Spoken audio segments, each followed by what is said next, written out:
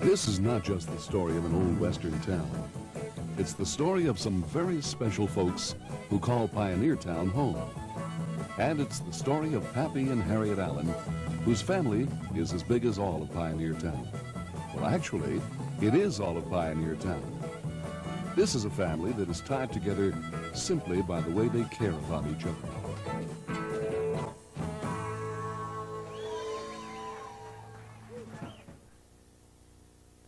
Pappy and Harriet own the Pioneertown Palace.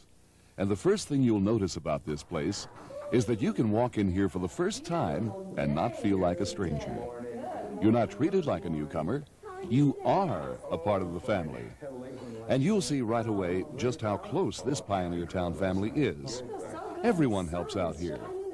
If something needs to be done, someone just does it. It's that simple.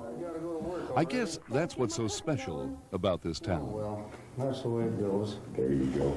Well, wait till she gets around the corner, we'll have a beer.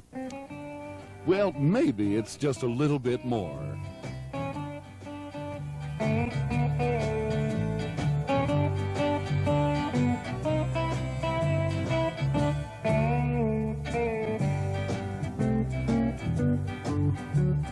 What makes the world go round, gets us out when we're feeling down, makes impossible dreams come true. It's people like you. It's Buzz on the fiddle and David on guitar. Gary, he's a strumming, he's a mandolin star. Dave's beating rhythm and Lauren's tending bar for people like you. Dallas, she's a drinking, got a beer in her hand. Terry, he's a cooking, he's a barbecue man.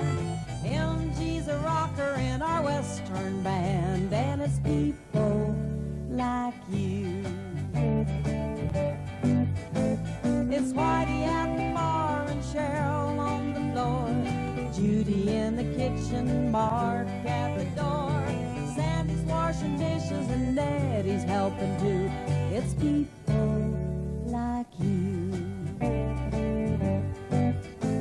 It's Les, he's a singing, he's a one-man band. Ray playing, he's a tambourine man. It's all the things Pappy and I love to do for people like you. What makes the world go round? It gets us up when we're feeling down. It makes impossible dreams come true. It's people like you.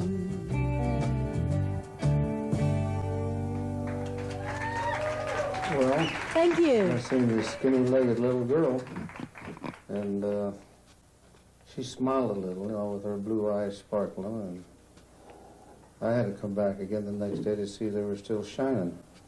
They had a mistake of having a jukebox in the place where I was a waitress, and I'd sing with the jukebox because somebody said I sang good. He says, hey, you ought to be a singer. And I thought, hey, maybe I could be. So he'd take me around to different nightclubs and have me sing at the different clubs. And when I turned 21 years old, I decided I'm going to be a singer. My daughters were getting out of diapers, and I went after it with the support of my husband. And then he quit construction and said, I'll go too. We went to Gates, Oregon, was our very first road job. We got there and there was a broken down old nightclub. It was so scary. I sat on the hood of the car and cried. I said, I can't work here because these people will beat you up and everything. I was really afraid of them. Pappy says, oh, don't worry, we'll handle it.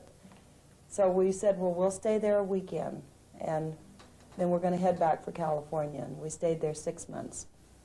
We fell in love with the road. It was a young musician named Donnie Lassiter who convinced Harriet that she was just too good to sing with the jukebox. With his help, they formed a trio called Pappy and Harriet with Donnie and headed for the road. Then Pappy and Harriet's two young daughters, Carla and Cheryl, joined them on stage, and they became a family band. The girls loved the road, and why not? How many kids can say they grew up all over the country? For that matter, how many kids grow up on stage and almost always steal the show. The family's road tour took them from the smallest bars to some of the biggest showrooms in Las Vegas. Well, we worked at the Latin Hotel in Vegas, Golden Nugget. We went from there to Anchorage, Alaska. From Anchorage, we went to Kodiak. And we played in Kodiak for about 4 months at the Montmartre Inn. And we got done a military show. And so they flew us from there to Adak, almost to Act 2 on the islands out in the North Pacific there. And we hit all of the small military bases in the whole northern continent of the United States. In fact, we was within the stone's throw of Russia. Then we went to North Dakota. South Dakota, Oregon, Washington, Kansas, Missouri, Arkansas, Wyoming. Texas. All over the states. Just anywhere we felt, we just pick up and go. Till the girls got too old to travel, they decided they wanted to settle down. I lost the vote. I said, let's take a vote. I want to go back to Alaska. Usually I control that thing. This time I lost. I only had one vote to go to Alaska. That was me. The girls voted to come back to Pioneertown, California, and see Francis and Johnny. And here we are. Pioneertown, California is nestled in a valley just north of the high desert community of Yucca Valley. Now, if you've never heard of Yucca Valley, head out toward Palm Springs and take Highway 62 north. Then follow the sign to Pioneertown Road. This is a road that was built with determination. You see, back in 1958, the folks in the high desert asked San Bernardino County to pave the road. The county told them it would cost $2 million, and that was too much to spend for anything. What the county didn't realize was that they were talking to pioneer folks, and these folks decided that if the county wouldn't do it, they would. So the fundraising began, and everyone grabbed a shovel, including members of the nearby Forest Service and the U.S. Marines. And in 7 months, there was a paved road to Pioneertown, one that was smooth enough for even an old bus like Pappy and Harriet's Ramblin' Rose, as they so fondly refer to their faded yellow school bus, which, by the way, has carried the Allen family to every corner of the United States. And there was a time when folks from all those corners would come up here to get into the movies. And on their way up this very road, they were stopped by hold-up men. Not real-life ones, mind you, and made to saddle up horses and ride the rest of the way up to Main Street. That's M-A-N-E, by the way, as in horses' mane. And there was a time when only horses were allowed on Main Street. Nowadays, it doesn't really matter if your horsepower is four-legged or four-wheeled, but you still may be hijacked by hold-up men and taken to the Pioneertown Palace Saloon. But before you stop there, you might want to look around a bit. This is not like other movie ghost towns. Now, those other movie towns may have fronts that look like these, but these never were just fronts. Mort's house here used to be a land office, then it became a building supply and hardware store. Now it's a very charming home. This little house on Main Street had roles in a number of Western movies and some of the Western TV serials. And so did this one, which now belongs to Harriet's mother Frances and her husband John. Constance and her St. Bernard Slava live here. It's also the home to the Pioneertown Main Street Gallery. The Red Dog Saloon, the wildest drinking place in town. This is the second Red Dog, and as you can see, it never really captured the spirit of the first. This used to be a gun store. Nettie lives here now, and this is the home base of the Volunteer Fire Brigade. Nettie is the senior member of the brigade. She keeps track of the duty board and dispatches the firefighters. This is a house with a long history. It was a print shop, a trading post, a church, and now Pappy and Harriet's home. Out in back of his house, you'll find the only general store in Pioneertown owned by Les, Donna, and Paul. At one time, this was the home of the Pioneertown Gazette. This old soundstage was originally built for Autry singing cowboy TV series. Now the Volunteer Fire Brigade stores their fire truck and equipment here. This is the Pioneer Bowl. Roy Rogers rolled the first ball here in 1948. This was where a lady could go to have her hair done. It was called the Clip and Curl Beauty Salon. Now it's home to Harriet's sister, a singer named Mary Gaffney, who just happens to be a makeup artist. At one time, this was a popular place to buy spirits called the Liquor Barn. And right next to it, the town jail, which made many TV appearances as the marshal's office. And this old wagon is just another reminder of Pioneertown's glorious past. The Hayden Ranch is another. It belongs to the family of one of the Pioneertown founders. Now it houses an incredible Western museum with everything from movie paraphernalia to Pioneertown's old one-room schoolhouse. Well, I'm Dan Pekarevich, and my dad and mother moved up here for my father's health, being a climate where it's good for asthma. I've lived here in Pioneertown for 37 years. We're at the Russell Hayden Western Museum in Pioneertown, where there is a lot of Russ's stuff left over from when all he's gathered up through the years in his movie career. Well, Russ is one of the original founders of Pioneertown. There were several. He was one of the ones that were instrumental in getting the town started. They had picked another location in Arizona, close to the Colorado River. However, with dealing with the BLM and so forth, they decided this was the best location, picturesque and so forth, for their Western movie sets. There was Flying A production, which was Gene Autry, Judge Roy Bean series, which Russ filmed right here in this location. Cisco Kid filmed several pictures here. There were several minor productions done here, but those were the main ones. Well, it was founded basically when the action really took place in 1946. And amongst some of the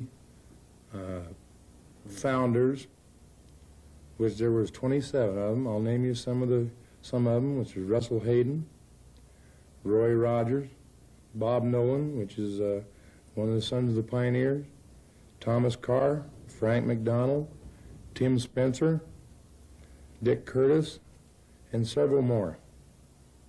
When we have what we call Main Street, and in those days, of course, there was no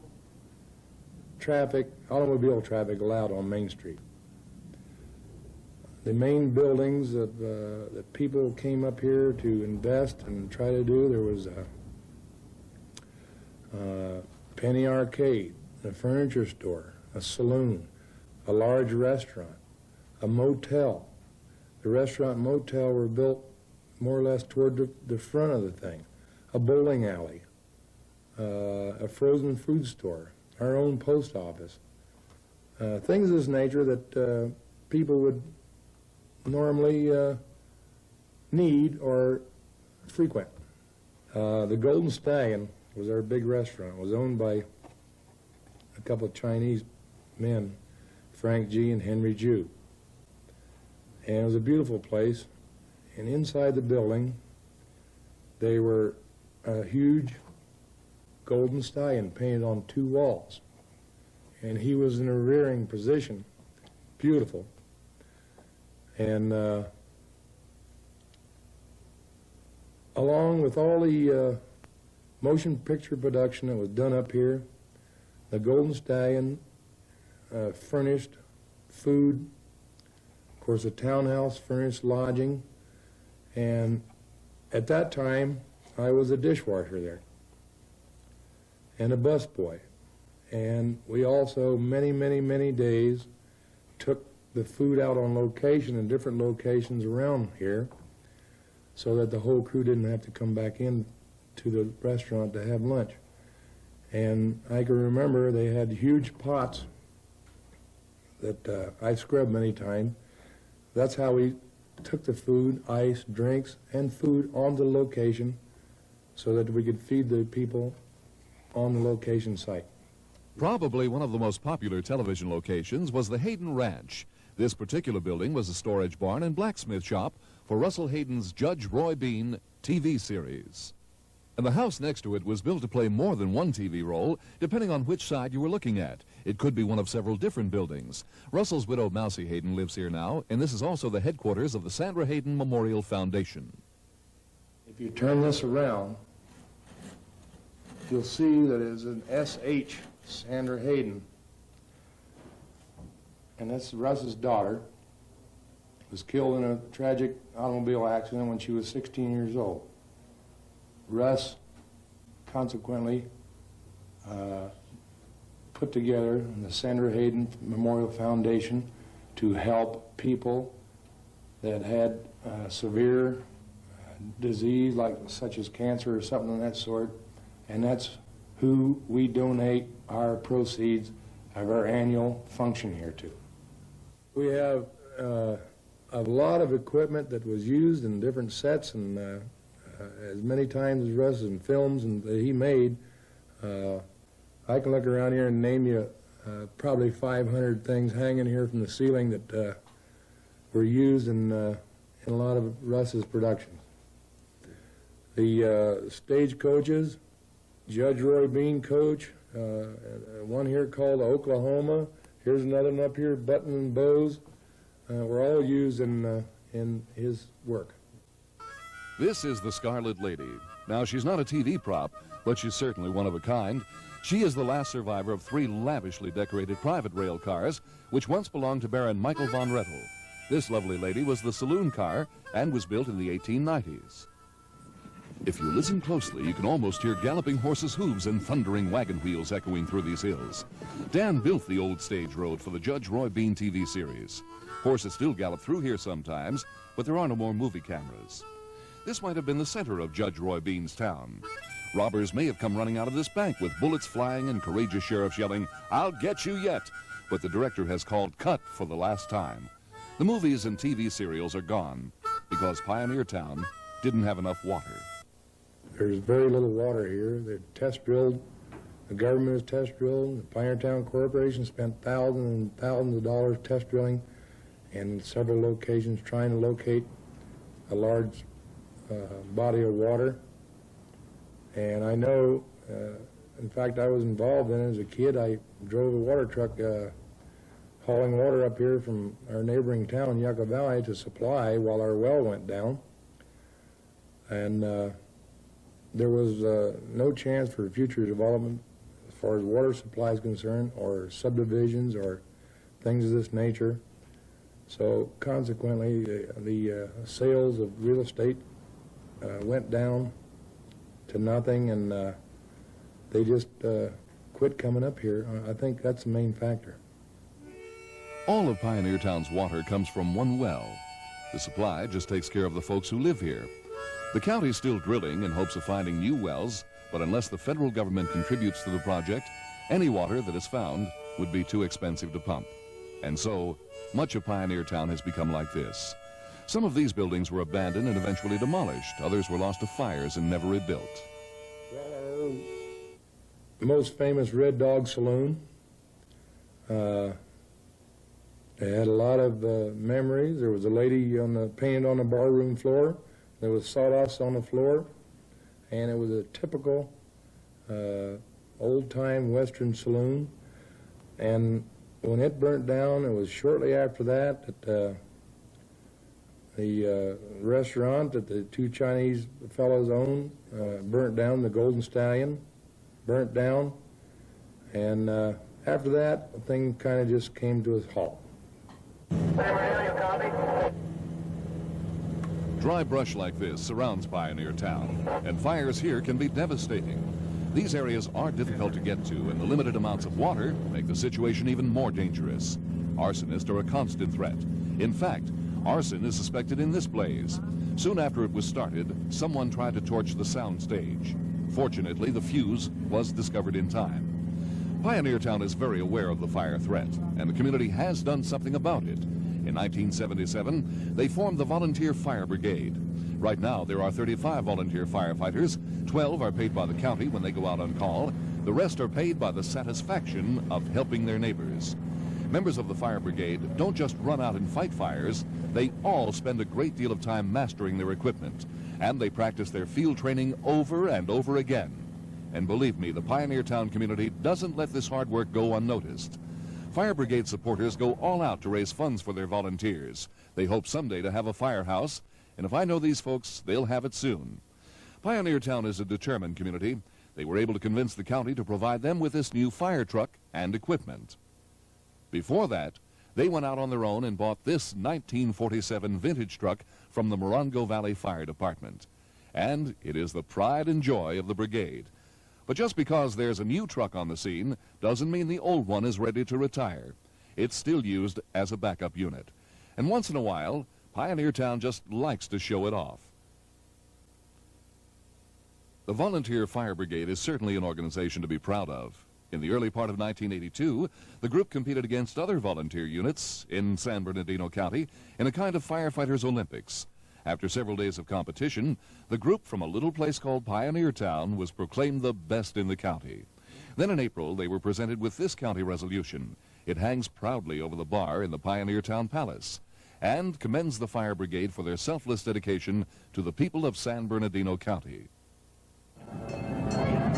The folks of Pioneertown love to go down to Yucca Valley, and they never miss the annual Grubstakes parade. This is a big event for the entire high desert and is usually held in late May. Now, Grubstakes may sound like an odd name for a parade. It came from the miners who used to live up here and has been a Yucca tradition for 32 years now.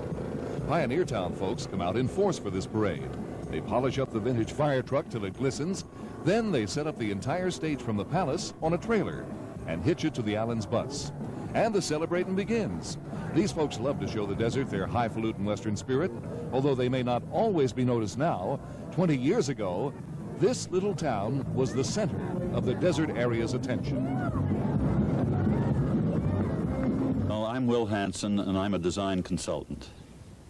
And where I'm sitting right now is the remnants of what was going to be a great bandstand and dance pavilion for Pioneertown. This is as far as it got. And this is sort of as far as a lot of the things got in Pioneertown. When I first came here in 1964 as a designer to do the master plan for the city of Pioneertown and for the whole Golden Empire, we had really grandiose plans. We were going to make the thing into a frontier Victorian town filled with hotels, filled with amusement parks, restaurants, all sorts of facilities. We had contracted with the Bank of America. They wanted to build a bank facility here. The man who originally conceived this, Benton Lefton, was a man of great vision and great courage. And he put absolutely no restraints on me from a standpoint of what we were to design. I did, as I said, the master plan for the town. We did several subdivisions on the 25,000 acres.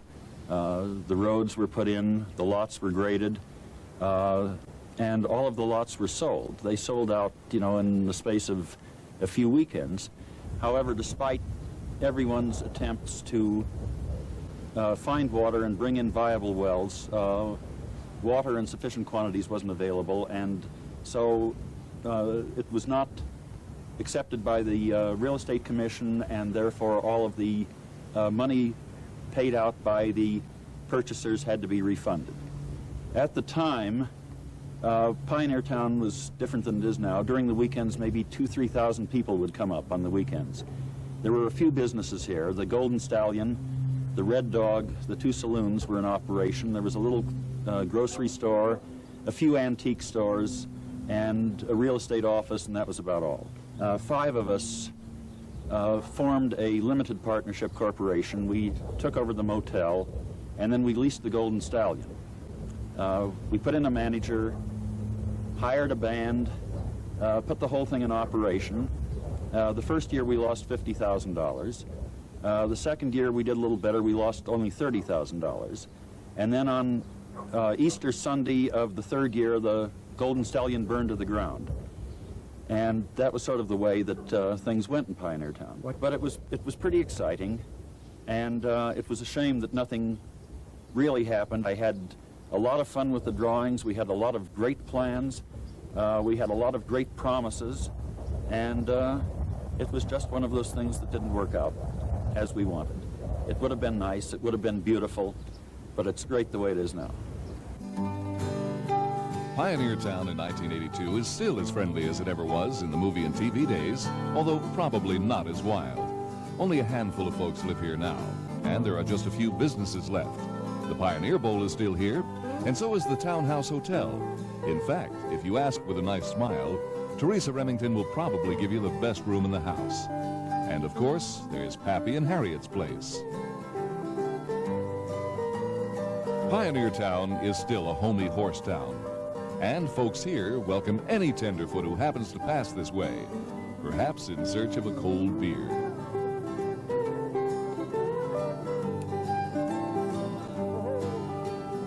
Pappy and Harriet have really put their hearts into this old saloon. The fact that it is made of adobe just adds to the place's charm. The saloon is the biggest source of economy here and is the central gathering place. That's to be expected, though. Any place that proudly displays a sign telling you it's the friendliest place in town must have more going for it than a good bar. You just have to mosey on up and ask, and you can have just about anything you want. Then set yourself down and give a listen to the Family Circle Band. They play country and rock and 50s and just about anything else you'd want to hear. And if you're hungry, prepare to give your taste buds a treat. Harriet will cook up the best meal you ever had.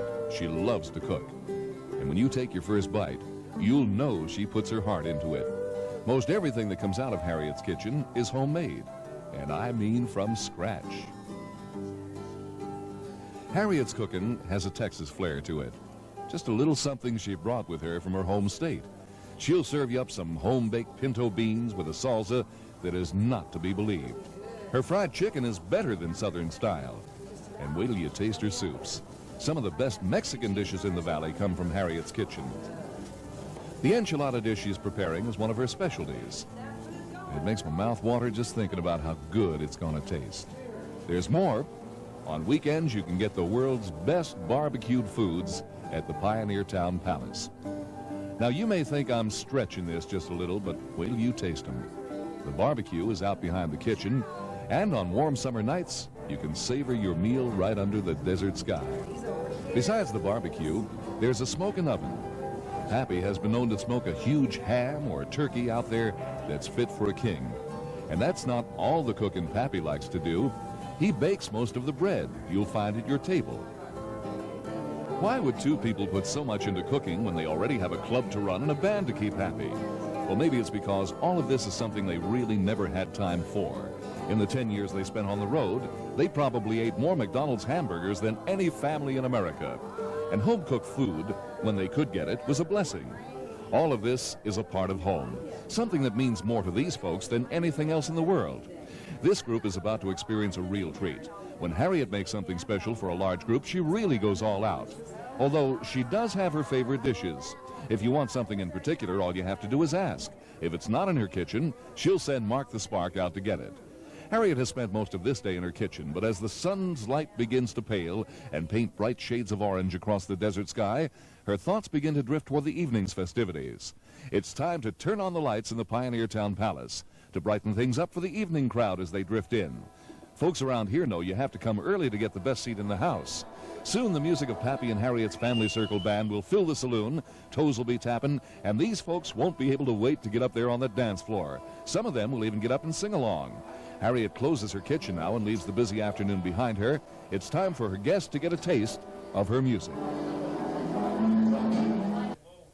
All right, how is everybody? Oh, we're glad to have you. You having fun? Okay, how many people we got here for the first time tonight? Okay, we're sure glad to have you. And right now, let's all get together and give a big, warm Pioneertown welcome to the Pappy and Harriet Show.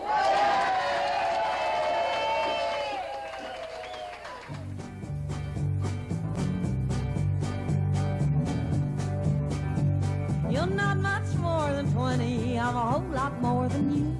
I'm showing wear and tear, do the things that I've been through. So take him if you want him and keep him if you can. But let me tell you, sister, that's one hell of a man. And he'll love you like you never been loved before. But watch him love another before you're out the door. Take him if you want him and keep him if you can. But let me tell you, sister, that's one hell of a man.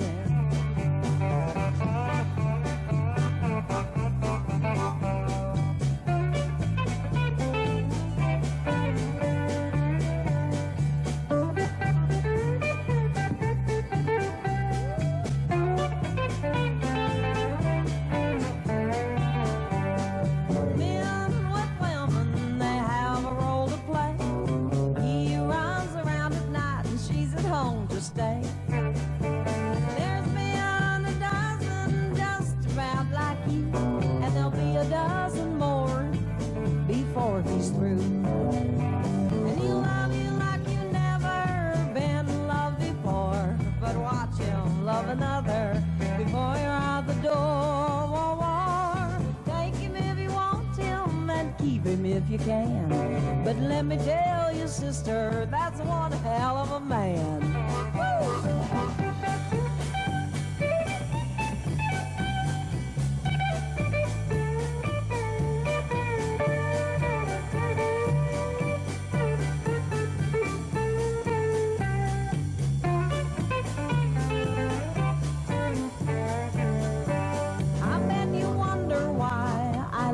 The way I do.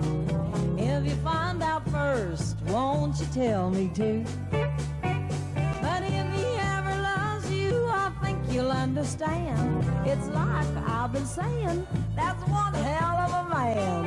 And he'll love you like you never been loved before. But watch him love another before you're out the door. Take him if you want him, but I don't think you can. Yeah, let me tell you, sister, he's one hell of a man.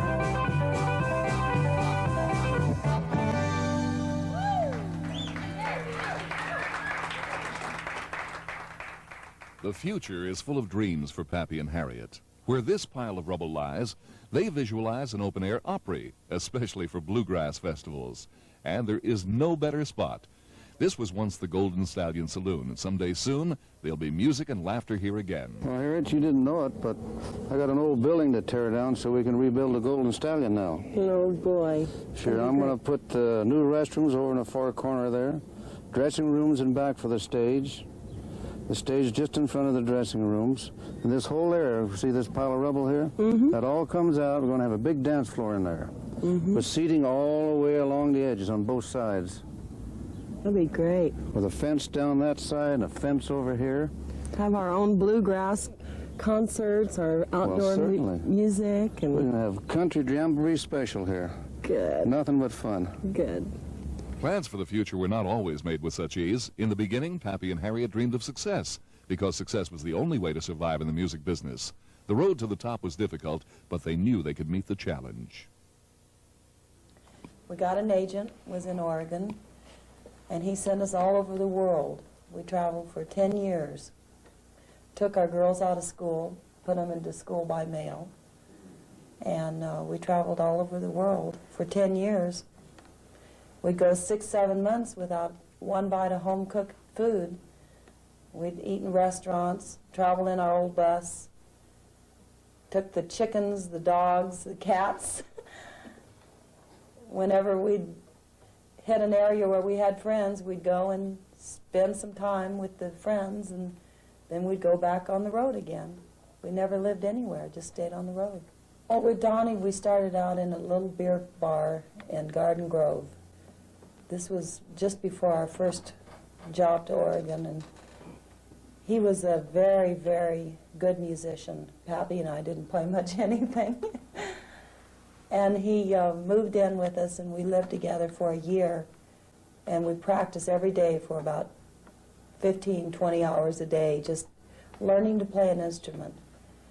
And then we all went on the road together, and we just traveled. We traveled together for 10 years, and then he was killed in a car accident. And that's when we lost our heart for traveling. We decided then that we wanted a home. After Donnie was gone, Pappy and Harriet canceled all of their engagements, including a Las Vegas booking. The band practically fell apart. It was Donnie's widow, Betty, who convinced them that his spirit would always be with them. That was all they needed. The band began to prepare for the long-awaited Vietnam trip. We still traveled. We went to Vietnam with Betty. She was Donnie's wife, and she had polycystic disease. She was a terminal kidney patient. And she learned to play the drums in about 6 weeks, because we wanted to go to Vietnam in honor of Donnie. It was planned 6 weeks before we were leaving. He was killed. And it took us a few months to reorganize, and we went ahead and did the tour. And it was something he wanted to do because he had been in the service overseas, and he said, with our kind of family, we could do so much good. And he told us, you know, that was kind of our highlight, is to be able to go and entertain the troops. So when he was killed and Betty said, let's go, we said, you can't go unless you play something. She said, I'll be the drummer. And we got drum lessons for her every day. A drummer sat and worked with her, and she played the drums. And we stayed there 6 months, and 2 weeks after we got home, she passed away. And when we came back and we showed some of the poverty pictures, my daughter CHERYL, who's a sentimentalist like me, she wrote a song called the Vietnam War Song. Children sitting on the side of the road, hungry and scared with no place to go. The things we send there seems Cheryl's music is her expression of life. She's written songs since she was 12 with a sensitivity matched by few. Right now, there's little time in her life for writing. Her young daughter Amy and husband Whitey are at the center of her thoughts. A happy home means a great deal to Cheryl. As a young girl, she never even had a backyard. And although the years on the road were happy ones, when it came to the choice, she knew it was time to go home. She says that more than anything, she missed being a teenager. After all, there aren't many invitations to high school proms for girls whose classrooms are the back of a school bus. We never had a home. Our home was the old yellow bananas, we call it, the bus, and a motel room. Hotel Rooms became the inspiration for a song written by Mary Gaffney and Cheryl. It expresses a desire for a life that centers around home, in a story about a woman who does not want to meet her man in hotel rooms. Its message is simple.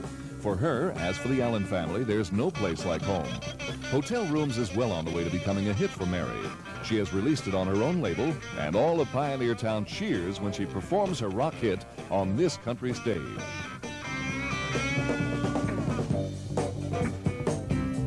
No hotel room, no hotel room, no hotel room, hotel rooms. We were home here in Pioneertown for a few weeks, and we were ready to leave again, and Cheryl told me, I wrote a song, Mom, I want you to hear it. And I listened to the song, and she named it Bum Bitty Bitty.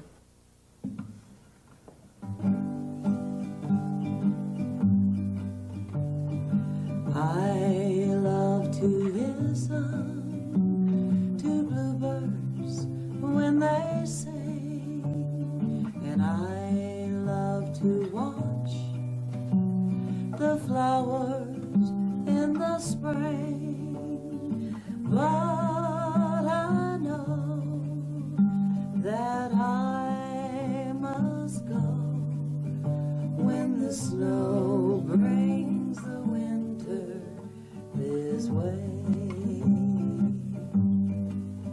Singing bum bitty bitty bitty back to the city, bum bitty bitty bye bye. Singing bum bitty bitty bitty back to the city, bum bitty bitty bye bye.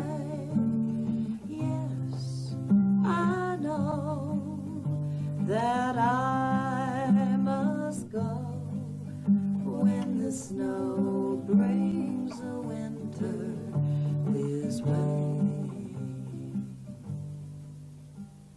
Pappy and Harriet made the trip to Vietnam before they finally came home to Pioneertown.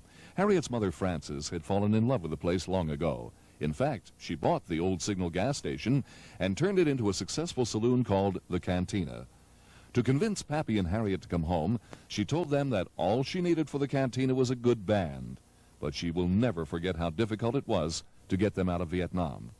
Finally, there was a word of hope. And then I received the letter several days later, and this was from Saigon in Vietnam, and she said, but most of all, I've learned to really appreciate the things we have at home, and it's easy to take for granted all the wonderful things we have in America. And I knew she was just homesick. So what we learned was to be better Americans. We learned to treat our family and our friends with respect, a lot more than we ever did. Sitting here thinking about your love and one wondering if I had done enough to keep us strong. I've been across this world with so many bands. You've been staying at home, believing in me and who I am. Now I'm tired and lonely and my mind's made up. I need you to need me, oh, I've had enough. There's no place like home.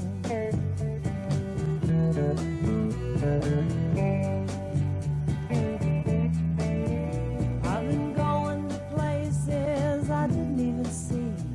I was singing the songs for people that didn't like me. My music's gone stale, there's trouble in the band. I can't keep it together, and I don't give a damn. 'Cause I'm tired and lonely and my mind's made up. I need you to need me, oh, I've had enough. There's no place like home.